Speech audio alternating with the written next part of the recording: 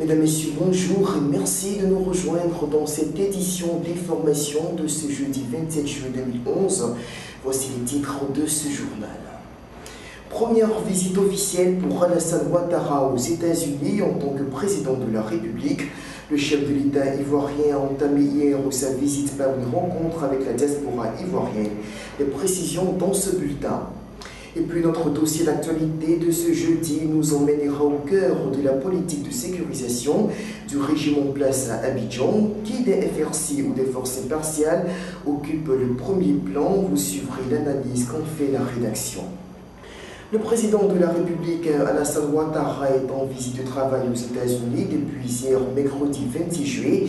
À son arrivée à Washington, le chef de l'État ivoirien a rencontré la communauté ivoirienne installée au pays de l'Oncle Sam et les échanges ont notamment porté sur la reconstruction et la réconciliation nationale.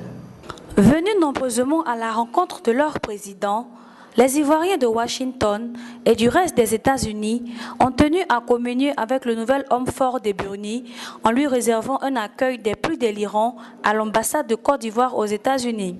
Cette communion va se traduire par la poussée de fièvre qui va s'emparer de la salle à l'apparition d'Alassane Dramane Ouattara, qui était accompagné des ministres Charles Kofi Dibi et Albert Mabry Touakeus, respectivement en charge de l'économie et des finances et du plan et du développement.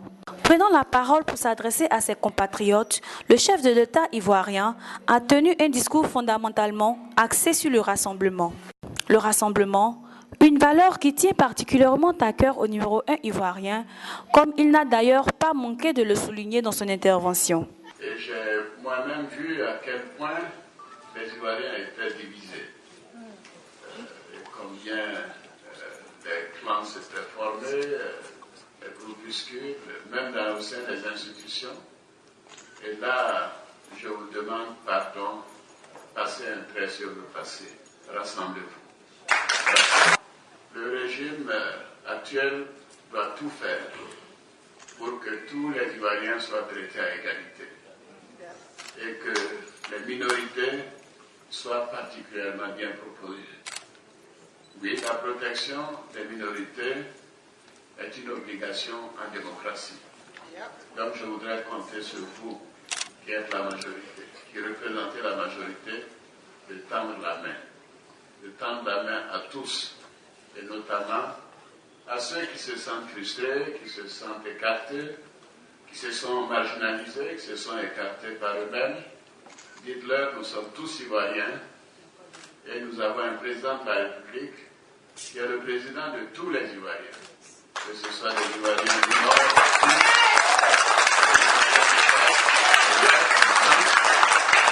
et que nous devons bannir à jamais les distinctions.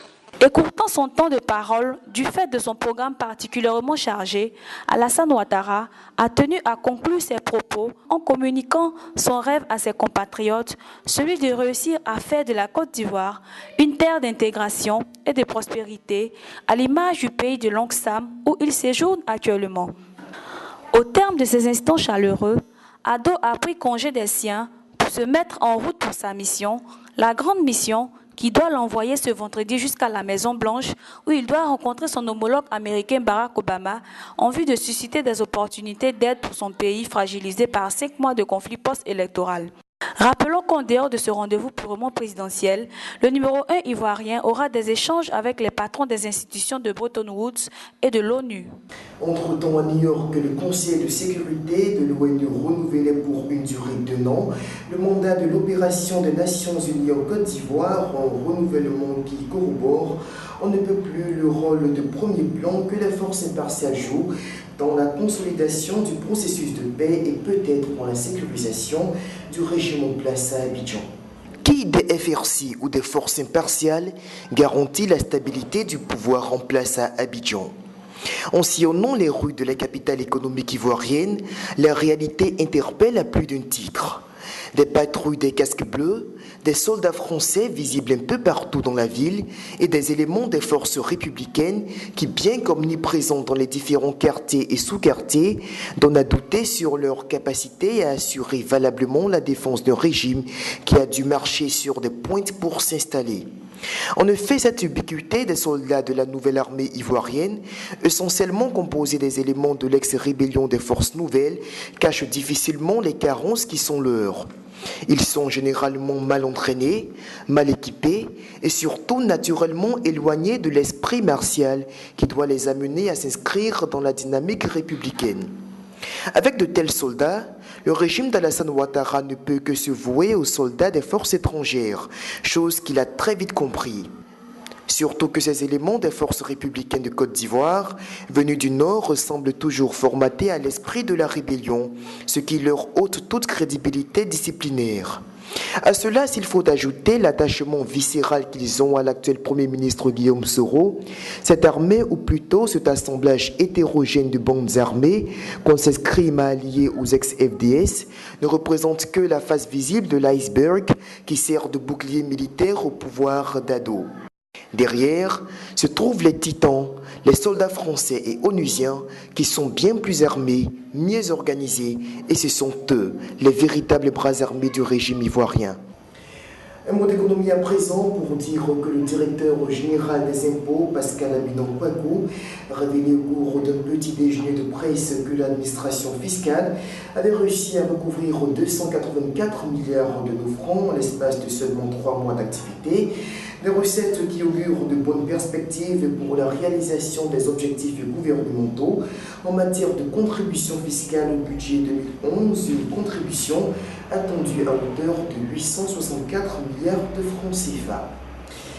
À l'étranger, la grève des conducteurs au Togo a été reportée pour 2 semaines, initialement prévue pour hier, mercredi 26 juillet, en vue de protester contre la hausse des prix du carburant et les tracasseries routières. Les acteurs du transport togolais ont décidé d'ouvrir la voie à la négociation en faisant des propositions au gouvernement.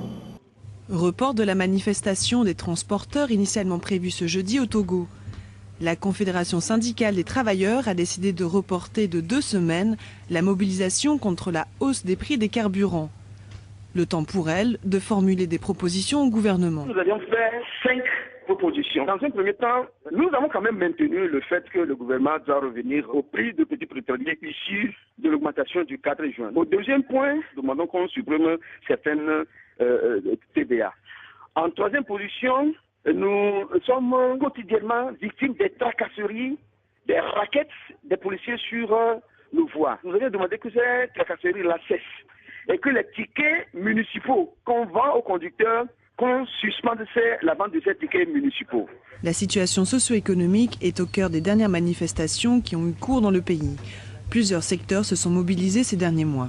Il y a un ras-le-bol général. Et donc, au lieu que ce ras-le-bol s'organise de manière collective, dans le cadre des oppositions politiques, elle se fait de manière sectorielle. C'est pour ça que vous avez eu des grèves d'abord du personnel hospitalier, après dans le domaine des étudiants. Vous avez les gens de manière générale sur les transporteurs maintenant, qui risquent même d'être beaucoup plus durs parce que, vous savez, les crises au Togo deviennent toujours dangereuses quand l'essentiel des transporteurs rentrent dans le jeu. Vous savez, 30% d'augmentation, ça veut dire clairement que vous qui avez un petit immobilette et qui gagnez votre vie avec ça tous les jours, ça veut dire que vous avez 30% de moins d'essence dans votre appareil et en plus vous avez 30% de moins de clients. Le Togo n'est pas un pays producteur de pétrole.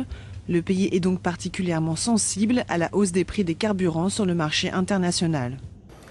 L'aide humanitaire à destination de la Somalie a commencé à arriver, et ce depuis ce mercredi, quand un vol spécial du programme alimentaire mondial a quitté Nairobi pour se rendre à Mogadiscio, la capitale de la Somalie, avec 10 tonnes de nourriture à son bord. Une opération qui devrait évoluer considérablement ces prochains jours. L'avion a décollé cet après-midi de Nairobi, direction Mogadiscio. À son bord, 10 tonnes de nourriture pour aider les victimes de la sécheresse. C'est le PAM, le Programme alimentaire mondial, qui est à l'origine de cette initiative. Également mobiliser les ONG françaises comme Action contre la faim ou encore Acted. Patrick Quentin nous explique justement comment se passe la prise en charge des personnes déplacées en Somalie. Je dirais que l'action d'Acted en ce moment se concentre sur les personnes déplacées qui sont selon nous les plus vulnérables. Ceux qui en ont les moyens se sont rendus dans les camps de réfugiés, soit au Kenya, soit en Éthiopie, ou encore à Mogadiscio, et les autres personnes restent derrière. Donc en fait, ce que nous essayons de faire, c'est d'éviter que ces personnes-là ne choisissent de se rendre à pied jusque dans ces camps de réfugiés. parce que le trajet se révèle malheureusement mortel, surtout pour les femmes et les enfants en bas âge. Et aussi parce qu'on nous a rapporté beaucoup de violences sexuelles à l'encontre des femmes et des jeunes filles sur ces trajets. Et on termine avec la Libye. Hier mercredi, la Grande-Bretagne a officiellement reconnu le Conseil national de transition comme organe légitime représentant les aspirations du peuple libyen. Dans le même temps, les diplomates libyens restés fidèles à Muammar Kadhafi et encore en poste à Londres ont été expulsés. CNT de la même façon que n'importe quel autre gouvernement dans le monde. C'est ce qu'a déclaré William Hague, le ministre des Affaires étrangères, aujourd'hui. Du coup, il va donc inviter le Conseil à nommer un nouveau représentant diplomatique à l'ambassade libyenne dans le très chic quartier de Knightsbridge à Londres. Alors Londres essaie de minimiser ce changement en disant que ce n'est pas fondamental et que les Britanniques avaient déjà comme interlocuteur le CNT, car si le Royaume-Uni a un peu tardé par rapport aux États-Unis et la France, c'est parce qu'il dit reconnaître des pays et pas des gouvernements. Sauf que là, dans ce cas précis, ce changement va lui permettre de débloquer des actifs libyens gelés. Londres va ainsi pouvoir transférer 100 millions d'euros au CNT qui affirme sur place avoir besoin d'argent pour payer les salaires ou le ravitaillement en nourriture. Voilà, c'est tout pour ce bulletin d'information de ce 28 juillet. On se retrouve demain pour une autre session de l'actualité sur Ivoire TV. D'ici là, portez-vous bien et à demain.